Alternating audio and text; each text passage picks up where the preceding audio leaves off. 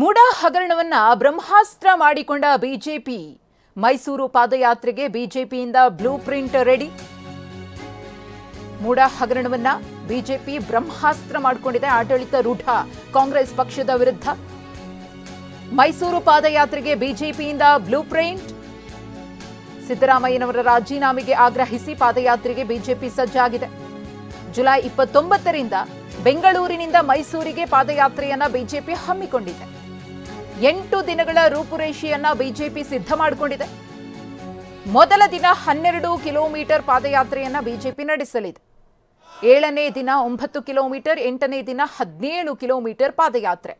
ಇದು ಬಿಜೆಪಿ ಪಾದಯಾತ್ರೆಯ ಪೂರ್ವ ನಿಯೋಜಿತ ರೂಪುರೇಷೆ. ಯಾವ ರೀತಿಯಾಗಿ ಪಾದಯಾತ್ರೆ ಇರಬೇಕು ಅನ್ನೋದ್ರ ಬಗ್ಗೆ ಈಗಾಗಲೇ ನೀಲನಕ್ಷೆಯನ್ನು ರೆಡಿ ಮಾಡಿಕೊಂಡಿದ್ದಾರೆ.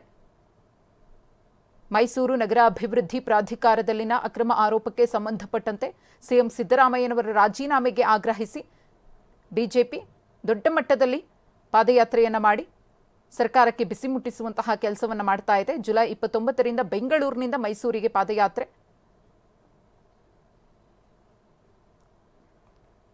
ಈ ಕುರಿತು ಮತ್ತಷ್ಟು ಮಾಹಿತಿಯನ್ನು ಕೊಡೋದಕ್ಕೆ ನಮ್ಮ ಪ್ರತಿನಿಧಿ ಕಿರಣ್ ಹನಿಯಡ್ಕ ಇದೀಗ ನೇರ ಸಂಪರ್ಕದಲ್ಲಿದ್ದಾರೆ.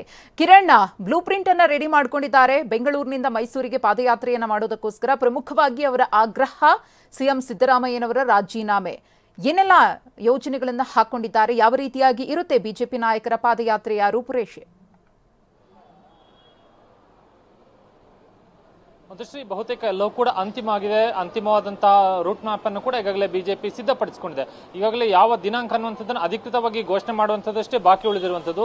ಪ್ರತಿದಿನ 19ರಿಂದ 20 ದಿನಗಳ ಕಾಲದ ಕಿಲೋಮೀಟರ್ಗಳ ಒಂದು ಪ್ರತಿಭಟನೆ ಪಾದಯಾತ್ರೆಯನ್ನು ಮಾಡೋದಕ್ಕೆ ತೀರ್ಮಾನವನ್ನು ಮಾಡಿಕೊಳ್ಳಲಾಗಿದೆ. 8 ದಿನಗಳ ಈವರೆಗಿನ ಒಂದು ಸಿದ್ಧತೆ ಪ್ರಕಾರವಾಗಿ ಒಟ್ಟು 8 ದಿನಗಳ ಕಾಲ ಪಾದಯಾತ್ರೆಯನ್ನು ಮಾಡಬೇಕನ್ನುವಂಥ ಒಂದು ತೀರ್ಮಾನವನ್ನು ಮಾಡಿಕೊಳ್ಳಲಾಗಿದೆ.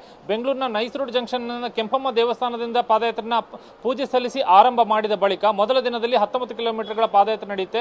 ನಂತರ ಮರುದಿನದಿಂದ 20 ಕಿಲೋಮೀಟರ್, ನಂತರ 21 ಕಿಲೋಮೀಟರ್, ಈ ರೀತಿಯಾಗಿ ಪಾದಯಾತ್ರೆಯನ್ನು ಹಮ್ಮಿಕೊಳ್ಳಲಾಗಿದೆ. 5ನೇ ದಿನ ಪಾದಯಾತ್ರೆ ಮಂಡ್ಯ ಜಿಲ್ಲೆಯನ್ನು ಪ್ರವೇಶ ಮಾಡುತ್ತೆ. ನಂತರ ಹಾಗೆ ಶ್ರೀರಂಗಪಟ್ಟಣ ಭಾಗವಾಗಿ ಮುಂದುವರಿದು ಮೈಸೂರಿಗೆ ತೆರಳಿ ಮುಡಾದ ಎದುರುಗಡೆ ಮುತ್ತಿಗೆ ಹಾಕುವಂತ ಮತ್ತು ಮಹಾರಾಜ ಕಾಲೇಜು ಮೈದಾನದಲ್ಲಿ ಬೃಹತ್ ಆದಂತಹ ಸಮಾವೇಶವನ್ನು ಮಾಡುವಂತ ಒಂದು ಸಿದ್ಧತೆಯನ್ನು ಬಿಜೆಪಿ ನಾಯಕರು ಮಾಡಿಕೊಂಡಿದ್ದಾರೆ.